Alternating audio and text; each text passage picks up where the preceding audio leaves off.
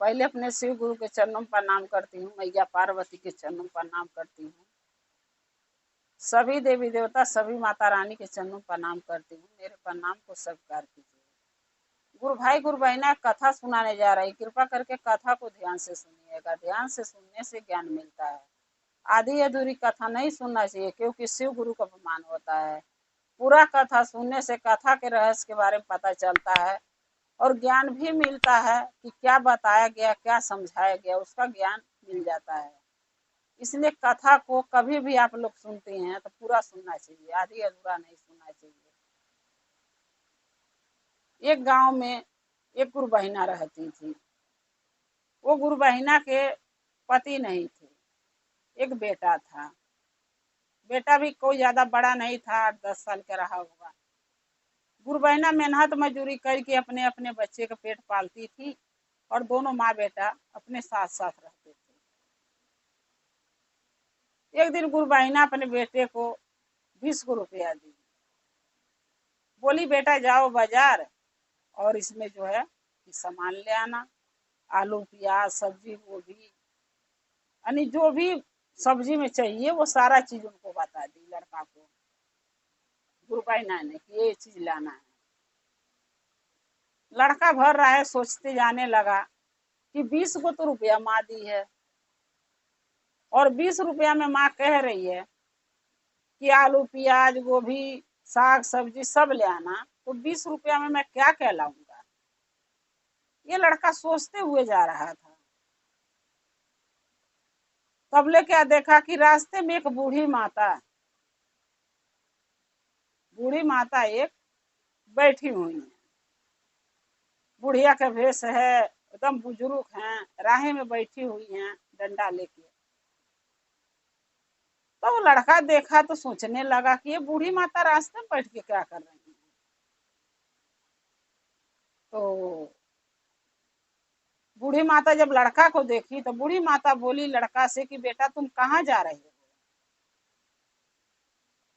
लड़का ने बोला कि हे बूढ़ी माता, और मैं जा रहा हूँ बाजार।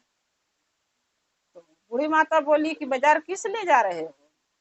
लड़का बोला मैं सब्जी लेने जा रहा हूँ, मेरी माँ बोली है बाजार जा रहा हूँ, सब्जियां किन के लाऊंगा जब तो घर में बनेगा। बूढ़ी माता बोली बेटा सब्जी लेने जा रहे हो तो मेरे लिए एक लाल चुन्नी ले आना। तो लड़का बोला कि क्यों। बूढ़ी माता बोली मेरे बहुत ओढ़ने का मन करा, एक लाल चुन्नी ले आना बेटा।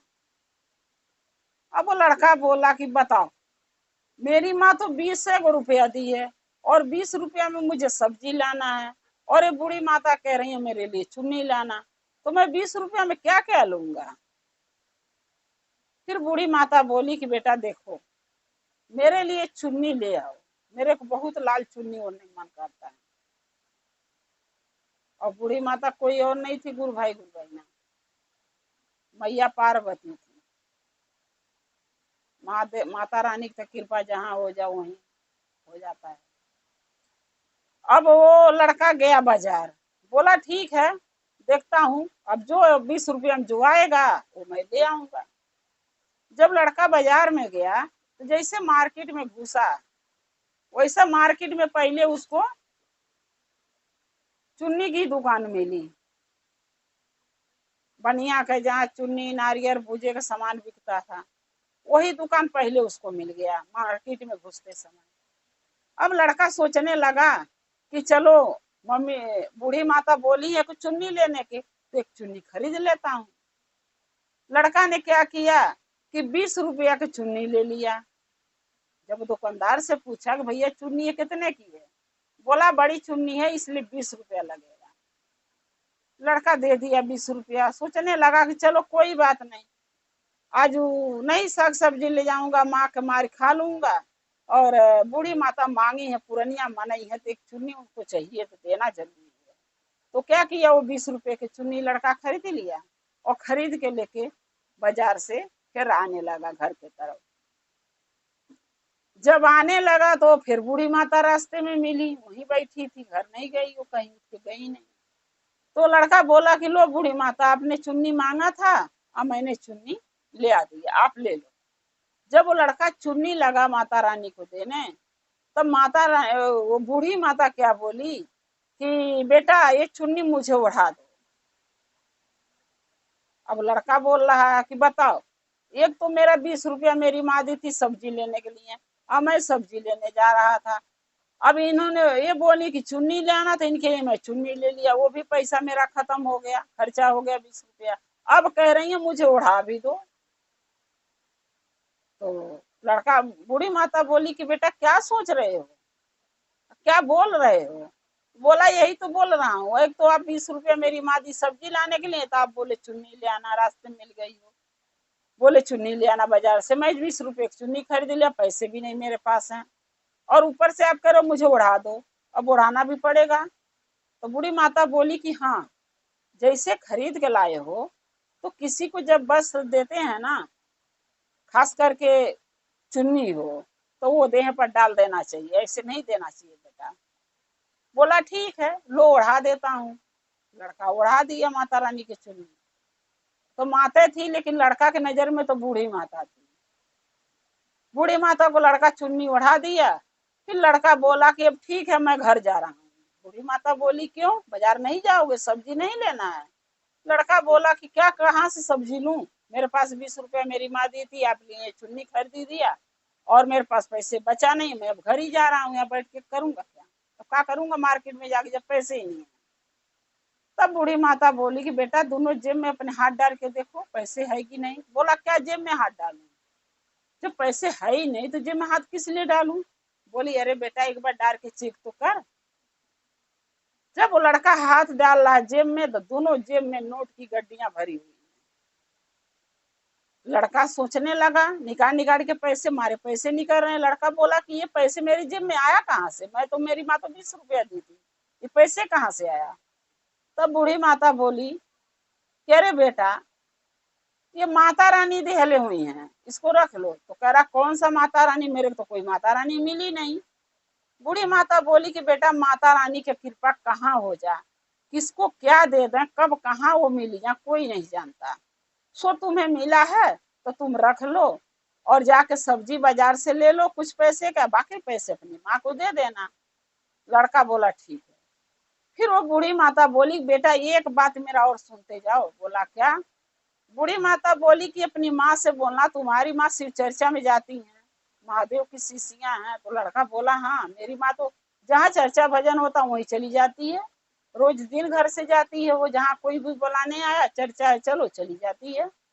महादेव की मेरी माँ भक्त है, उनकी शिष्या है मेरी माँ, हर जगह चर्चा भजन में जाती है, महादेव का चर्चा करती है, भजन करती है।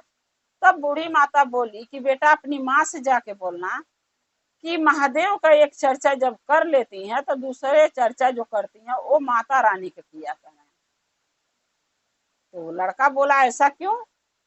तो बूढ़ी माता बोली कि बेटा ऐसा करना चाहिए, मान लो आप मंदिर में जा रहे हो, एक के पूजा किए, महादेव का पूजा कर लो और पार्वती का पूजा ना करो, तो पार्वती के दुख नहीं होगा। तो लड़का बोला होगा। तो बोली इसीलिए कह रही हूँ, जब महादेव का चर्चा तुम्हारी माँ करती है ना, तो बोलो माता रानी की भी चर्चा किया करें। उनको काहे नहीं, उनकी चर्चा क्यों नहीं कहती हैं, उनका चर्चा लोगों को क्यों नहीं बताती हैं। बताना चाहिए, करना चाहिए ना।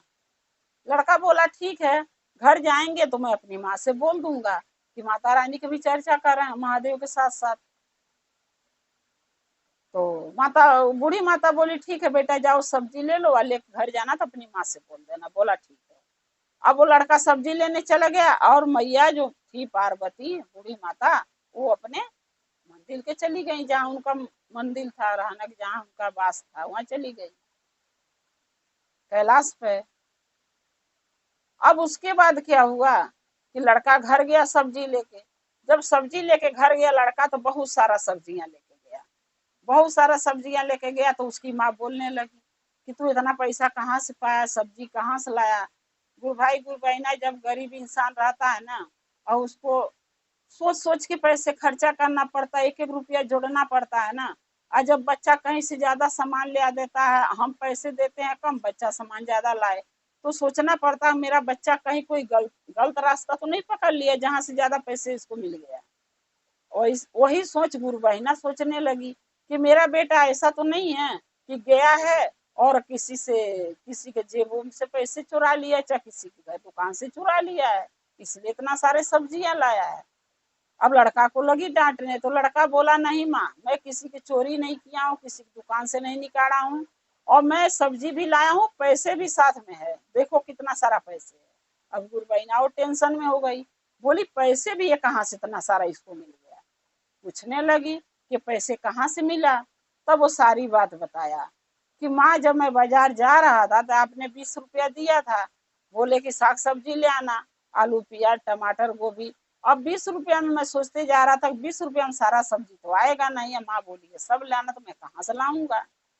इतने में रास्ते में एक बूढ़ी माता मिली, उन्होंने बोला कि बेटा कहाँ जा रहे हो, मैं बोला बाजार जा रहा हूँ। तो उन्होंने बोला एक चुन्नी मेरे लिए ले आना, मुझे उड़ा देना ले आके। तो माँ मैं गया 20 रुपया लेके बाजार में, जैसे हेला ना तो चुन्नी की ही दुकान मिल गई।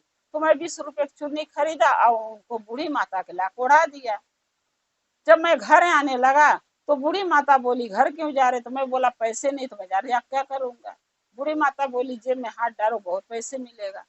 और जब मैं हाथ डाला तो दोनों जेब में मेरे नोट की गड्डियां भरी हुई थी। जब बूढ़ी माता से ये बात बोला तो बूढ़ी माता बोली है कि माता रानी की कृपा है तुम्हारे ऊपर, इसलिए तुम्हें इतना पैसा मिल गया है। तो मैं बाजार गया, सामान भी ले लिया और इतने सारे पैसे भी बच गए। तब वो गुरु बहिना सोचने लगी कि ये माता रानी कोई और नहीं थी, लग रहा मैया पार्वती थी, हमारी सहायता के लिए आई थी।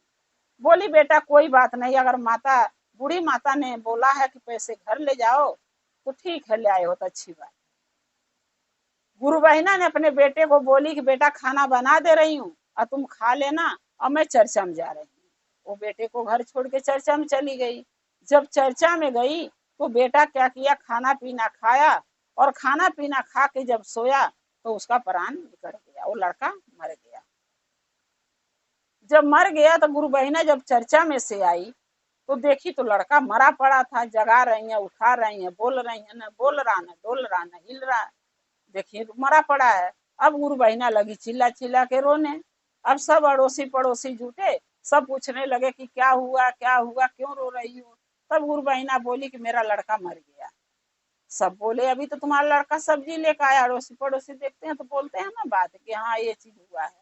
सब बोलने लगे अभी तो तुम्हारा लड़का मैं देखी 1 घंटा पहले सब्जी लेकर आया है, और तुम चर्चा में चली गई हो, तो लड़का कैसे मर जाएगा, अच्छा खासा तो था। बोली गुरु बहिना हाँ मेरा लड़का ठीक था, कोई दुख न परेशानी, पता नहीं कैसे प्राण निकल गया।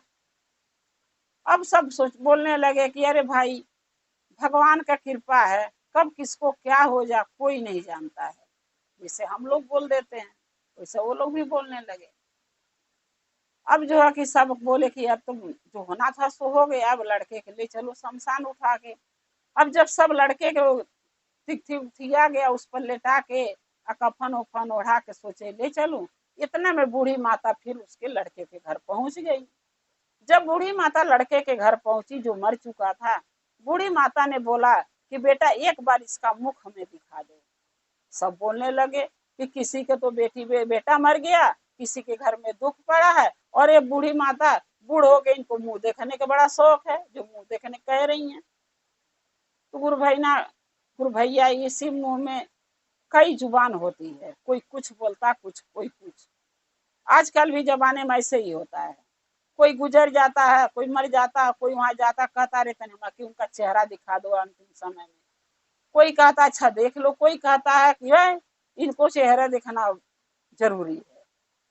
तो सब आदमी सब किस्म के होते हैं। तो ऐसा उन गुरु बहिना जो थी सब जिनका लड़का मरा था, वो सब अड़ोसी पड़ोसी वो बूढ़ी माता की ये सब बातें बोलने लगे कि नहीं नहीं हम नहीं दिखाएंगे, तुम जहाँ से आई हो तहाँ चली जाओ, तुमसे क्या मतलब है, मुंह देखना क्यों चाहती हो, यानी बहुत कुछ सुनाने लगे। बूढ़ी माता बोली मैं एक बार मुंह देखना चाहती हूँ, बस दिखा दो। बोले सब नहीं तुम्हें नहीं दिखाऊंगा, अब हमें ले जाने के लड़का के शमशान टाइम हो गया, तुम यहाँ से जाओ। सबने उनको बोल के खदेड़ दिया। बूढ़ी माता क्या करें, घूम के चली गई। जब कोई नहीं दिखाएगा तो लोग क्या करेगा रुक के। जब चली गई तो ये लोग सब लड़का को उठाए जो मर गया था शमशान लेके गए। जब शमशान लेके गए तो वहां क्या किए देख, जब लकड़ी उकड़ी जोड़ के लड़का के उस पर सुता दिए, सोचे कि आग लगाऊं। फिर बूढ़ी माता शमशान में पहुंच गई। वो तो भाई वो तो माता थी, कहीं भी जा सकती हैं। फिर शमशान में गई। जब शमशान में गई तो फिर बोली कि बेटा एक बार इसका मुंह दिखा दो मुझे, क्योंकि माता तो जानती थी कि मैं तो मेरे वजह से ये सब हुआ है, क्योंकि मैं परीक्षा लेना चाहती थी और मेरे ऐसे सब हो गया। तो और किसी को तो पता नहीं थे बारे में हुआ कैसे है। अब जब वहां लगी बोलने दिखा दो दिखा दो, तो सब वहां भी लगे बोलने की ये बूढ़ी घर भी आई थी तो मना कर दिए नहीं दिखाएंगे। अब यहाँ देखो शमशान तक पीछे पीछे आ गई। पता नहीं ये बूढ़ी माता क्या चाहती है, क्यों देखना चाहती है, क्या बात है। अब फिर वहां से सब उनको डांटने लगे, नहीं तुम यहाँ से जाओ, तुम्हें चेहरा नहीं दिखाएंगे, तुम यहाँ चले जाओ, तुम्हारा क्या काम है, तुम यहाँ क्यों आई हो। तब जो पंडित जी थे, जो पंडित जी जो थी, जब लाश जरती है तो वहां पर पूजा उजा करवाते हैं ना पंडित जी शमशान में, तो वहां एक पंडित जी थे। तब वो पंडित जी बोलने लगे कि अरे बेटा क्यों बूढ़ी माता को भगा रहे हो, अरे वो एक चेहरा तो उन बच्चे को देखना चाहती हैं, उसमें क्या परेशानी है। अरे जाने वाला तो चला गया, अब तो लौट के आएगा नहीं। लेकिन अगर ये बूढ़ी माता के एक ही ख्वाहिश है कि अंतिम समय वो बच्चे का चेहरा देख लें, दिखा दो। सब बोलने लगे क्या रिश्ता है इनसे कि ये चेहरा देखना चाहती है। बूढ़ी माता बोली इंसानियत का रिश्ता है, हम भी इंसान है, वो भी इंसान है, इंसानियत का रिश्ता है। अगर देखने कह रही हूँ तो क्या आपको दिक्कत है। अब वो पंडित जी के कहने पर सब बोले अच्छा चलो देख लो, क्योंकि पंडित जी बोले दिखा दो। पंडित जी के कहने पर सब दिखाए बूढ़ी माता के। जब बूढ़ी माता चेहरा उसका देखी, देखने के बाद उस काने में उस लड़के को जाके बोली, बोली कि बेटा तुझे मैं बोला था, अपनी माँ से बोली, एक महादेव का चर्चा कैले के बाद एक माता रानी की भी चर्चा करें, तूने बोला क्यों नहीं। तो लड़का तो भूल गया था ना घर आके, वो बता नहीं पाया अपनी माँ से कि चर्चा में जा रही हो तो माता रानी की चर्चा करना, वो बताया नहीं। जब ये बात उसके कान में बोली बूढ़ी माता, तो लड़का हिलने लगा। फिर बूढ़ी माता बोली कि अगर तू जिंदा हो जाएगा तो अपने घर जाकर अपनी माँ से बोलेगा ना कि महादेव के चर्चा के साथ साथ माता रानी के चर्चा भी करें। तब वो लड़का बोला कि हाँ जय माता जी, जय माता जी। जब करके लड़का उठ के बैठ गया तो लड़का की याद आ गया कि बूढ़ी माता बोली थी वहां भी कि मम्मी को बोल देना चर्चा करेगी, महादेव के चर्चा के बाद चर्चा में जाएंगी तो माता रानी चर्चा करेंगी। अब मैं भूल गया, जिसकी सजाई मुझे मिला है अब मैं नहीं भूलूंगा, अब सच में बताऊंगा माँ से। जब वो लड़का जीवित हो गया तो बूढ़ी माता वहां से चली गई। कुछ दूर गई, जाते जाते नहीं पता हो गई, सब देखने लगे कि बूढ़ी माता यहाँ बैठी थी और अभी अभी गायब हो गई, कुछ दूर दिखाई दी है बाद दिख ही नहीं रही है। अब वो लड़का जब है जब जिंदा हो गया हंसी खुशी चल के अपने घर गया। अब उसकी माँ जो गुरबहिना थी देख के बड़ा खुश हुई, भाई जिसके एक पति थे वो भी गुजर गए थे, एक ही बेटा था वो भी मर गया, और वो जीवित खड़ा हो जा तो किसी को खुशी होगा, किसको नहीं खुशी होगा, सबको खुशी होगा कि जीने का सहारा चलो हमारा आ गया। गुरबहिना खूब खुश हुई। अब बोली कि बेटा तुम्हारे साथ कैसे क्या हुआ था, कैसे हुआ ये सब, कैसे जीवित हुए, कैसे मर गए थे। तब लड़का सारी बात बताया कि माँ जो बूढ़ी माता मिली थी ना जिनको मैं चुन्नी ओढ़ाया, वो बूढ़ी माता बोली थी कि अपनी माँ से जाके बोलना कि जब महादेव के चर्चा में जाती हैं उनका चर्चा कह लेती हैं तो माता रानी का भी एक चर्चा कह दिया करें, ताकि लोग माता रानी की भी चर्चा सुने और समझे कि माता रानी की चर्चा में क्या ज्ञान मिलता है। सो मैंने आपसे बताना भूल गया और उसी का सजाई मुझे मिला है भूलने के नाते। सो माँ अब चर्चा में जाना है तो माता रानी की चर्चा करोगी ना, अगर नहीं करोगी तो फिर शायद अब की पारी अगर मेरा पना निकले तो मैं दोबारा लौट के आपके पास ना आऊँ। तब गुरु बहिना बोली कि बेटा नहीं, तुमने बताया नहीं इसलिए ऐसे भूल हुआ, अगर बता दिए होते तो आज ऐसे नहीं होता हम लोगों के साथ। लेकिन अब जब बता दिए हो ना तो मैं भूलूंगा नहीं। एक चर्चा महादेव के चर्चा में जाके कहूंगी और एक चर्चा माता रानी को कहूंगी, दो चर्चा में करूंगी, चर्चा में जाऊंगी। लड़का बोला ठीक है। अब जब गुरबहिना बोल दी, माता रानी चली गई कैलाश पर और वहां जाके सारी बात वहां से सुन रही हैं कि हमारी शिष्या हमारी भी चर्चा करेगी। माता रानी खूब खुश हो गई कैलाश पर बैठ के। जब खुश होके हंस रही थी तो भोले बाबा देखे, भोलेनाथ बोले कि ये पार्वती क्यों हंस रही हो। तब माता रानी बोली कि आज से हमारा भी चर्चा आपके चर्चा में होगा, जब आपके चर्चा होगा कहीं ना तो हाँ, आपका कथा जब होगा तो मेरा भी कथा आपके साथ साथ होगा। महादेव बोले अच्छी बात है, मेरे साथ साथ तुम्हारा भी प्रचार होगा, लोग देखेगा कि माता रानी की भी कहानी कथा में क्या देखा गया, बताया गया है। अब उस दिन से वो गुरु बहिना जो है, जब चर्चा में जाती थी तो महादेव का चर्चा कैले के बाद माता रानी की भी चर्चा करती थी, और हंसी खुशी माँ बेटा रहने लगे। माता रानी की उनके ऊपर कृपा हुआ, दया हुआ, हर दुख संकट उनका, गरीबी भी दूर हो गया, माता रानी धन से भर दी उनका घर, और माँ बेटा दोनों, गुरु बहिना उनका लड़का खुशी खुशी रहने लगे।